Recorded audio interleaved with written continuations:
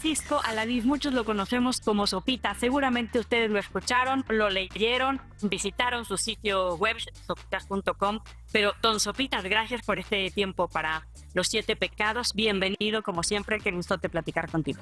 Igualmente, Creyo, un placer estar por acá.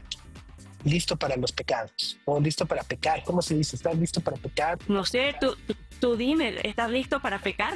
Listo para lo que sea, para todo. Oye, platicábamos antes de empezar a grabar de tu libro, La música que nos define. Tienen que conseguirlo para niños, para gente adulta como nosotros, para adultos mayores. Haces una recopilación súper interesante de qué es la música, cómo ha sido un medio de catalizador en lo personal, pero en los festivales también como un catalizador de lo social. Pero primero, ¿qué es para ti la música? Lo primero que pensaste de niño cuando te diste cuenta con qué rola de qué era la música. Es compañía, es magia, es es un ente que está con nosotros todo el tiempo sin que nos demos cuenta, ¿no? Y te va acompañando y te va marcando a lo largo de la vida. Y esa fue una de las inquietudes que me llevó a escribir el libro, como decir, todos los días, todas las personas convivimos con la música de alguna u otra manera. La escuchamos en el transporte público o en nuestro auto o en nuestros audífonos, ¿no? Y le prestamos poca atención a la importancia que va teniendo en nuestro día a día, desde la manera en la que nos marca o nos forma como individuos, hasta la manera en la que lo ha hecho como sociedades, e incluso hasta cómo ha ido transformando las eras de la humanidad, ¿no? Suena un poco exagerado, pero yo, por ejemplo, mucho lo que digo es, bueno, pues hoy en día que todo es streaming, ¿no? Las plataformas de streaming, bueno, el streaming empezó por la música, con Napster y demás, hace 30, 40 años, ¿no? Entonces, hoy que ves series o películas o videojuegos en línea, es imposible no pensar que esto fue una tecnología que se empezó a desarrollar a partir del consumo de la música. ¿Qué rola es la que recuerdas que dijiste, también me gustaría hablar de radio, me gustaría acompañar a las personas como eres tú, ¿no? Que vas contando una historia, vas dando un dato, uno cuando te escribe vas elaborando mucho más allá de leer simplemente como la presentación de un artista. En Bondo Aces, para los uniformes de los 90, 95, 96, por ahí, pues fue así la que más nos costó mi curiosidad por todo lo que estaba pasando y lo que significaba también en este contexto social del Reino Unido, que pues acaba de salir Margaret Thatcher y era como esta democracia o esta libertad que poco a poco se fue también como permeando a otras partes del mundo, ¿no? En la Ciudad de México en el 97 fue la primera vez que hubo como unas elecciones para elegir que se lo darían y ganó la izquierda, ¿no? Entonces era como ese bicho ahí que te va metiendo y que fue como todo joven adolescente relaciona mucho la música con rebeldía, libertad, la idealización de un mundo mejor, sin guerras, etcétera, etcétera. ¿Tienes tu lado rebelde para decir voy a presentar música en la radio? ¿Y cómo fue tu llegada, evidentemente? ¿Cómo fue tu aprendizaje? Hay un círculo ahí muy curioso que es el underground, o sea, lo que hoy podría ser algo rebelde, de repente se vuelve super mainstream, ¿no? O sea, antes Bad Bunny hace 5 años era un acto de rebeldía ponerlo, hoy es un acto comercial, ¿no? Y lo que hace 5 años podría ser un acto de rebeldía, como podría ser, no sé, el punk o lo que sea, pues hoy está otra vez como en el underground, ¿no? O sea, creo que ese círculo, ese péndulo me ha parecido muy curioso. Y creo que compartir la música es un acto también como de amor y de solidaridad, pero también de rebeldía, de decir, hay muchas canciones que, o sea, tú que sabes parte de la música, hay muchas canciones que logran expresar lo que sentimos de una manera en la que nosotros como individuos no podemos decirnos, maldito, estaba sintiendo exactamente lo mismo que yo, ¿no? Que a lo mejor él también lo dejaron o la dejaron o lo que sea, ¿no? Entonces creo que esa es parte del poder de la música y luego de poderla compartir en radio, que es a mí me parece también como una labor noble, porque es una cuenta la compañía de la música, la compañía de la charla, más estar en una cotidianidad, ¿no? De la gente que te acompaña y la gente que te acompaña es bueno para tu cotidianidad.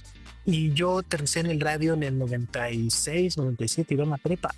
Tenía 16, 17 años y el trabajo escolar me declaró hacer vayan a un lugar donde les gustaría trabajar. Yo fui a una sesión de reduccionar reductivo y de emperador me volé la cabeza y dije, aquí no me sacan nunca, ¿no? Digo, veía, ahora ya no existen los discos, pero en aquel entonces para mí era como súper llamativo ver parodias repletas de compact discs, ¿no? Y esto, es algo para lo que yo tengo que ahorrar 3 o 4 meses. Aquí hay cientos, miles, ¿no? El que quieras. Acá, pero una parte se me volaba muchísimo la cabeza. Oye, pero también estaba chévere la bandita que había en Radioactivo. O sea, tú no estabas cantando tú mi complemento, mi media naranja. Llegaste con otra bandita, ¿no? Sí, que es curioso, es parte, por eso es un poco la música que nos define, porque aparte de la música también vas definiendo qué grupo social, ¿no? O sea, tus cuates de la secundaria o de la prepa, las personas con las que vas a los conciertos o las que se prestaban discos, ¿no? O la que a lo mejor ahora le mandas playlist y se le mandan bolas, ¿no?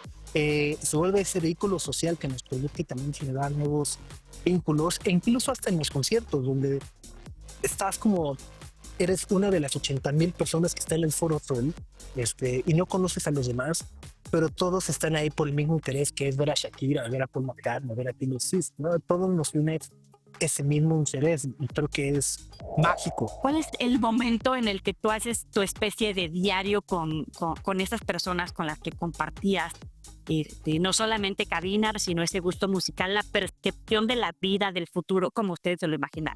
Pues es parte también como de ejercicio, ¿no? De repasar y de voltear y decir, órale, o sea, esto ha pasado, y creo que la música o los discos muchas veces nos sirven también como estos marcadores de periodos, horas de nuestra vida o del tiempo. Y eso creo que hoy en día de repente piensas que no son los Strokes, ¿no? Y dices, pues sí, los Strokes de hace 5, 10, 15 años, y no, ya son más de 20, y dices, ¿qué?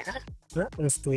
Te cruje las rodillas de pensarlo, pero también un poco de ir recordándote tus momentos y tus pasajes, ¿no?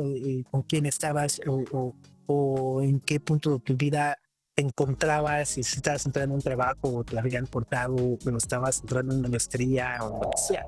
¿Recuerdas, por ejemplo, tu primer CD, la primera rola que descargaste en un iPod? Porque en el libro evidentemente haces este repaso, ¿no? De la tecnología, cómo es viendo en toda esa manera de descargar música, de rankear artistas y evidentemente de compartir música, ahora incluso en el streaming, ¿no?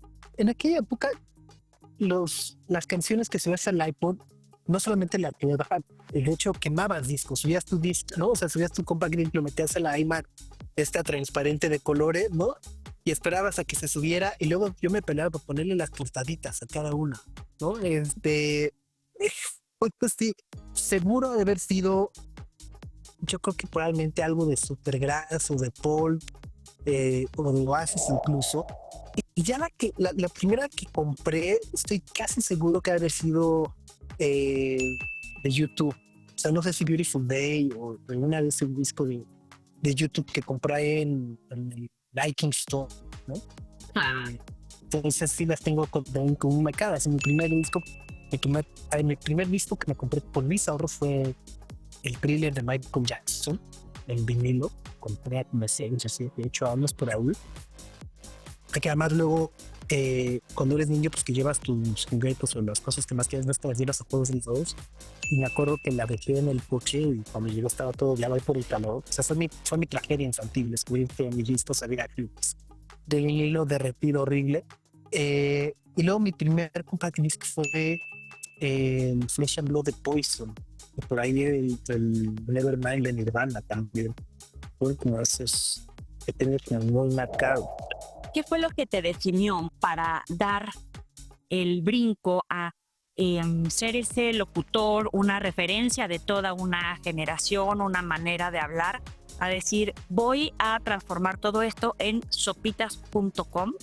Porque en ese momento, pues obviamente existían las estaciones de radio, las estaciones de tele, y poco a poco se fue conceptualizando el hecho de hacer un sitio web más especializado para cierto público, consumo dirigido, etc.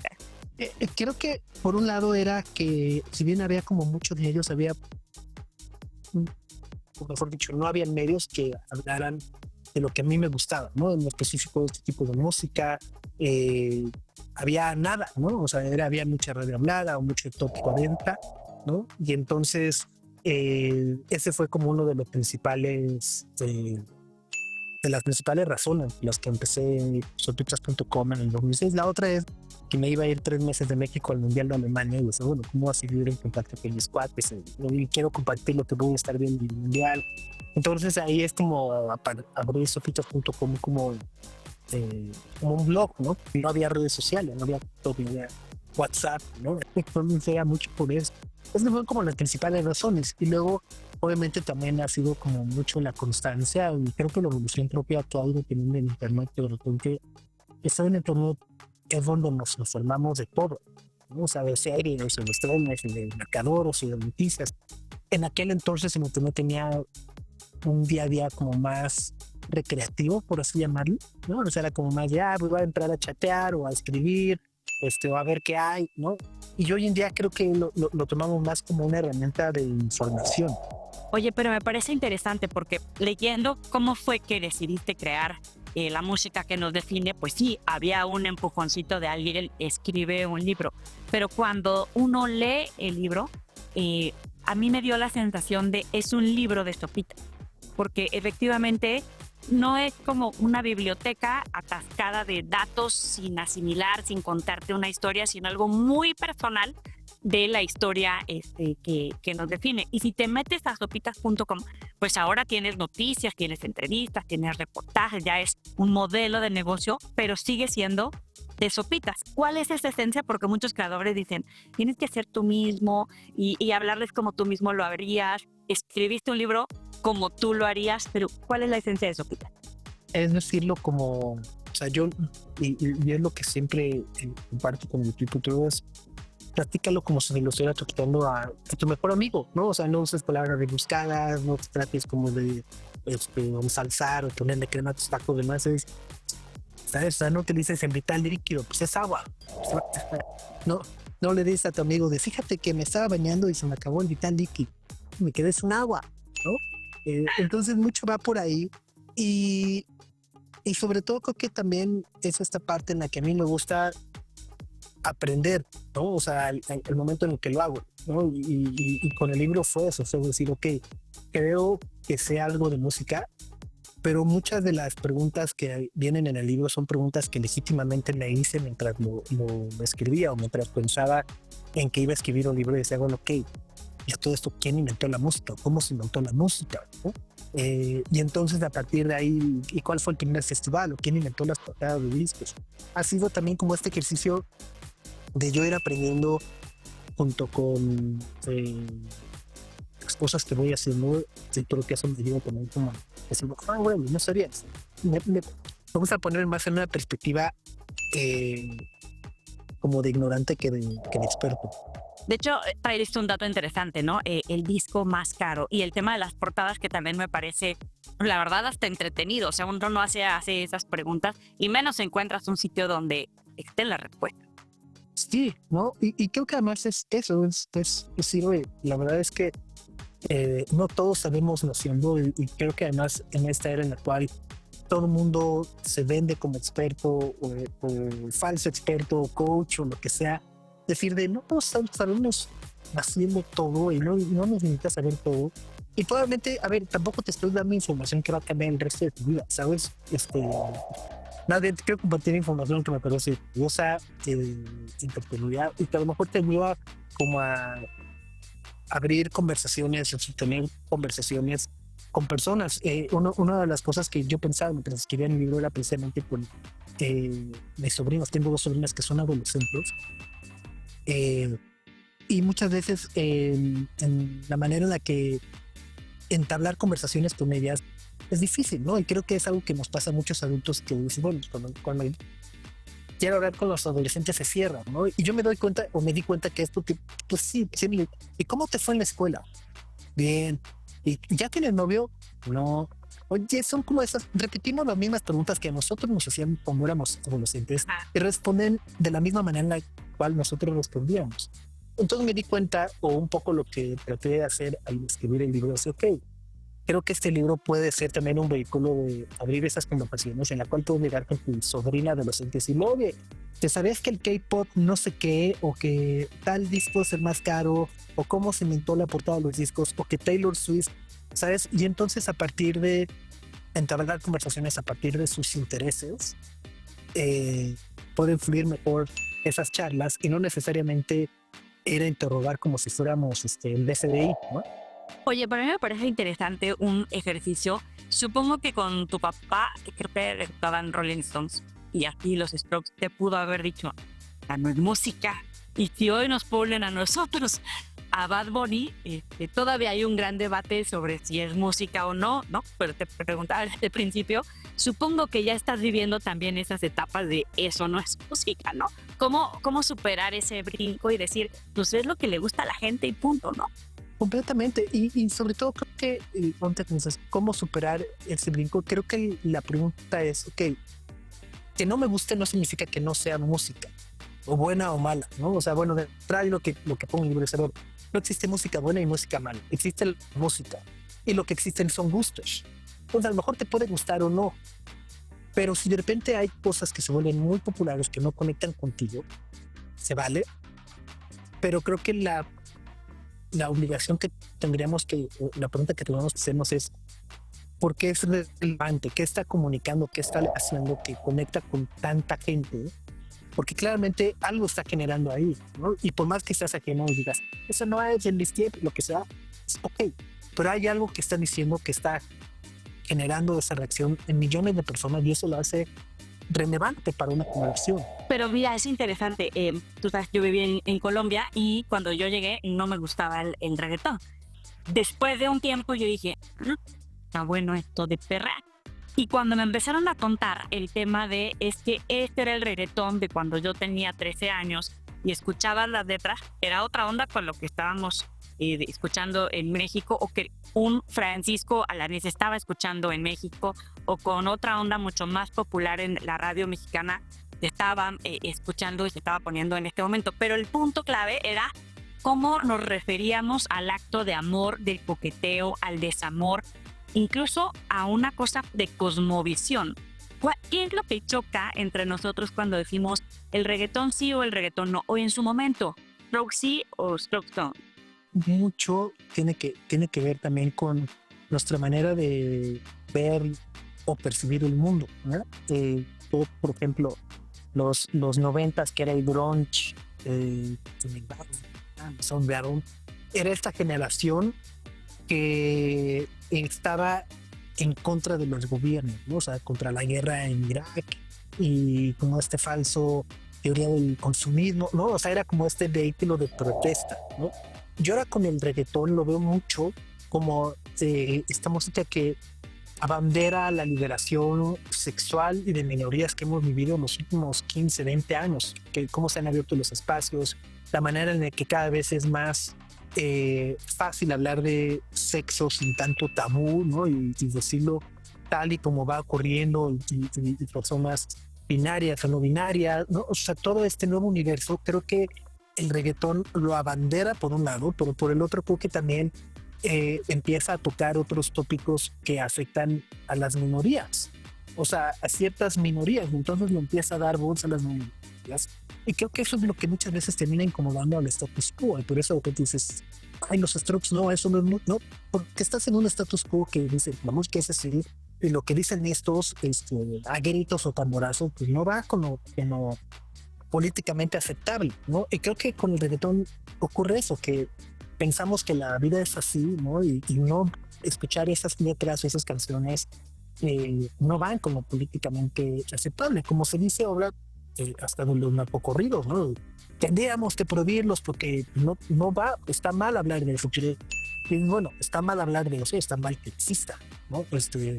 Hablando de los narcocorridos, ¿no? Sí, es ¿cuál es el verdadero problema? Las canciones o que existan lo que narran a partir de hechos que suceden en localidades, en municipios de los cuales ni siquiera sabemos que existen hasta que escuchamos en la canción. Oye, me parece interesante también el repaso que haces por festivales, porque efectivamente el tema de la libertad, amor y paz, pues existen guerras de Vietnam, existen los Rolling Stones, existen los Beatles, por mencionar algunos, y cada generación ha desarrollado su ritmo, ha encumbrado un festival, se han desatado movimientos políticos, y tú lo planteas en un capítulo como un catalizador y haces un repaso. ¿Tú cuáles son los festivales que te han marcado o que dirías, a este hay que ir? Porque hace poquito escuchaba a alguien, yo ya no voy a los festivales en México porque es como una cuota, ¿no? Pero pues ya es un refrito y es como mirar al pasado, pero no lo sé, ¿tú cómo lo vives? Para muchas personas es la manera más accesible de ir a un concierto, ¿sabes? Porque pues, a lo mejor un boleto para un concierto te cuesta 5,000 pesos y ves a un artista y de repente ocupas esos 5,000 pesos y vas a un festival y vas a 20, ¿no? O en tu mente crees que vas a ver a 20 porque luego ya cuando acomodan los horarios te acabas viendo a 3 o 4 o 5, ¿no? Yo creo que además se han ido convirtiendo en una parte donde la música es un complemento de lo que ocurre, ¿no? La experiencia, incluso ahora en Argentina, que se Lollapalooza, que es como esta franquiciación de los festivales que hay, que siento que es como ir al Oxxo, ¿no? O sea, te venden como ahora hay un Lollapalooza en Argentina y dices, pues ahora es como va a ser ir al Oxxo, ¿no? O sea, te dan como todo maquilado de la misma manera para hacerte pensar que estás en Chicago cuando no lo estás, ¿no? Y la música se vuelve un suplemento y creo que es una parte que si bien ha ido teniendo como este crecimiento en los últimos 10 o 15 años, sí creo que está cada vez más cerca de encontrar como esa burbuja que explota. O sea, creo que cada vez es más cerca de ver que haya muchos festivales que empiezan a desaparecer por varias razones. La primera es no hay headliners suficientes como para satisfacer una demanda de tal nivel, ¿no? O sea, incluso lo empiezas a ver ahora de repente con cada cartel de pero ¿cómo, no? Coachella o Lollapalooza de este año, donde incluso el cartel de Lollapalooza en este 2025, como que abiertamente me parece que renuncian a ser ya un festival de rock, ¿no? O sea, es que Sheffield Ron, Olivia Rodrigo, ok, ya no somos un festival de rock, somos un festival de música, ¿no? Está padre, sí, ¿no? Y la otra es también como la misma saturación y repetición y la importancia que la gente o los asistentes le acaban dando o lo que ocurre es sobre el escenario contra la experiencia de ir a la Photo Opportunity o a la Breda de los Fortunes, o sea, todo lo demás queda complementario y que ahora se prioriza mucho más para distinguir a cada festival donde la música.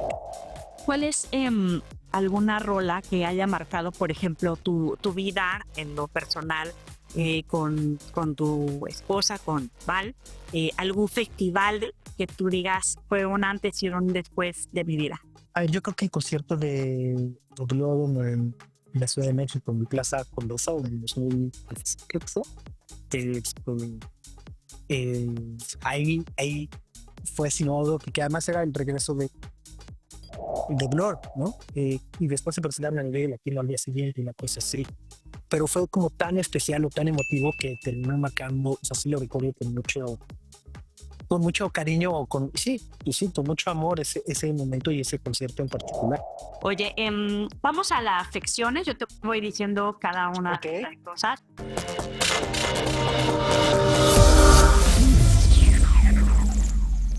¿Qué lees? Además, por supuesto, de tu libro. Leo muchos, bueno, ahora ya son newsletters, antes eran revistas, ¿no? Ahora se han ido convirtiendo en newsletters en Substacks y demás. Leo uno español que me parece maravilloso que se llama Hipersónica. Leo otro de los que eran editor de una revista que se llama The Q, ¿no? Que ahora es un newsletter. Y luego me pasa, y justo, si me preguntan de libros, entonces creo que tiene como 30 libros apilados. Ya lo voy a comprar, lo voy a leer. Y soy malísimo leyendo libros, la verdad. Ahora le he entrado más a los audiolibros que a leerlos porque Y el otro día lo platicaba con un amigo. Digo, es horrible que nuestros hábitos cada vez hagamos menos espacio para poder sentarnos a leer sencillamente. Porque cuando te vas a sentar a leer, te acaba llegando el mail, el WhatsApp, el news y acabas en el mes en TikTok, ¿no? Es que, eso es un triunfador, es lo que leo.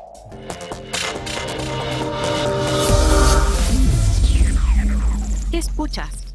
Que realmente esté en tu playlist, que no sea lo de siempre, sino porque también mucha gente te puede acercar a ti para decir qué es lo nuevo, ¿no? Así, ahorita hay un chico que se llama Sam Sender, que me encanta, así desde hace como 3 o 4 años. Es de Newcastle y me parece muy, pues digamos, tiene un estilo muy claro de Bruce Springsteen, ¿no? O sea, como que es él con su guitarra cantando canciones de rock, ¿no? Y me encanta, lo hace bastante bien. ¿Cuál es la rola que te marca con Val? Es una de Elbow que se llama One Day Like This. Con Ariela. Fíjate que no le pongo música para formarla. Escuchamos lo que ella quiere. Digo, habitualmente son canciones de Baby Shark. ruedas del autobús. No, el Baby Shark es así, ¿no? Sobre las ruedas del autobús. Y por alguna razón le gusta mucho Paradise de Coldplay. ¿Cuál era la canción? Y es que en algún momento llegaste a tener un momento con Lucas que te lo recuerde o que lo te has vivido con eso. Y The Sky Was Blue de Neil Young. Sí. Pero le vibraba, pues. Fue la primera canción que, o sea, cuando nació y subí al coche para ir a buscar no sé qué cosa en el coche estaba y eso llorar y a partir de ahí como que la escuchábamos mucho y la hablaba con él, ¿sí? Entonces sí la tengo como muy clara, aunque no es una canción claramente de padre, porque una canción pero sí. ¿Cuál es tu canción para tus momentos? No para, sino de tus momentos más oscuros de tristeza y también de me voy a levantar. Hay una de Coldplay de Parachutes. Ajá. Que se llama Everything's Not Lost. Creo que es la última o las últimas de ese disco. Justo que te azota, pero pues te hace ver que no todo está perdido, ¿no? Esa me gusta mucho. Y hay otra de un rapero que se llama The Strokes, que se llama Dry Your Eyes también. ¿Y música para perrear? ¿Perrear? No, ya las rodillas me crujen. Pero bueno, he de decir, hubiera tomado más fotos. Discazo.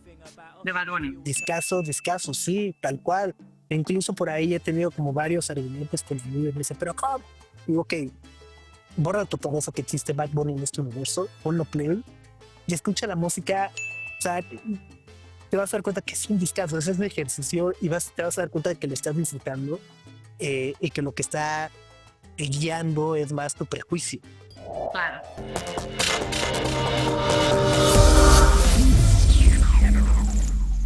Bueno, vamos a la sección de los 7 pecados de mi querido Sopitas. Si te dio avaricia. Presente. Creo que todos somos.